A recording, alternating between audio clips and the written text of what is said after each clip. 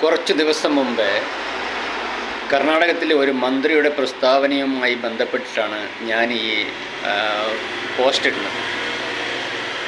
ഒരു മന്ത്രി പറഞ്ഞിരുന്നു, ആണുങ്ങൾക്ക് 2 കുപ്പി മദ്യം എല്ലാ മാസവും ഫ്രീ ആയി കൊടുത്തുകൂടെ എന്നാണ് കർണാടകയിലെ ഒരു മന്ത്രിയുടെ പ്രസ്താവന ഉണ്ടായിരുന്നത്.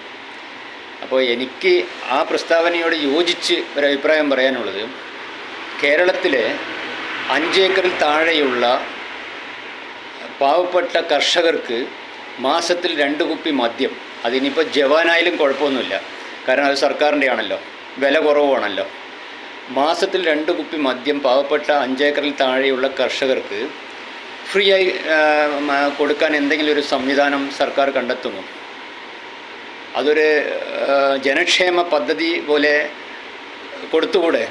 പലതും കൊടുക്കുന്നുണ്ടല്ലോ, ഇപ്പോൾ പെൻഷൻ കൊടുക്കുന്നുണ്ട്, അല്ലെങ്കിൽ മറ്റ് പല കാര്യങ്ങളും സർക്കാർ കൊടുക്കുന്നുണ്ട്.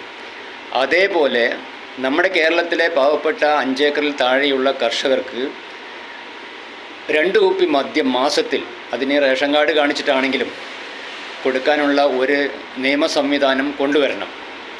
അത് പറയാൻ എന്താണെന്ന് വെച്ചാൽ, കാരണം കൂലിപ്പണിക്കാർക്കാണെങ്കിൽ അവർക്ക് 500ൻ്റെ മുകളിൽ 1000, 1500 വരെ ദിവസം കൂലി കിട്ടുന്നുണ്ട്. അവർക്ക് മദ്യം മേടിക്കാൻ പറ്റും. കുറച്ച് പണക്കാരാണെങ്കിൽ അവരുടെ കയ്യിൽ മറ്റു മേഖലയിൽ കൂടെയും പൈസയുണ്ട്, അവർക്ക് മദ്യം മേടിച്ച് കഴിക്കാൻ പറ്റും. പക്ഷേ പാവപ്പെട്ട കർഷകന് ഒരു പെഗ് മദ്യം മേടിക്കാനുള്ള പൈസ പോലും അവൻ്റെ കയ്യിൽ മിച്ചം കിട്ടാത്ത ഒരവസ്ഥയാണ്.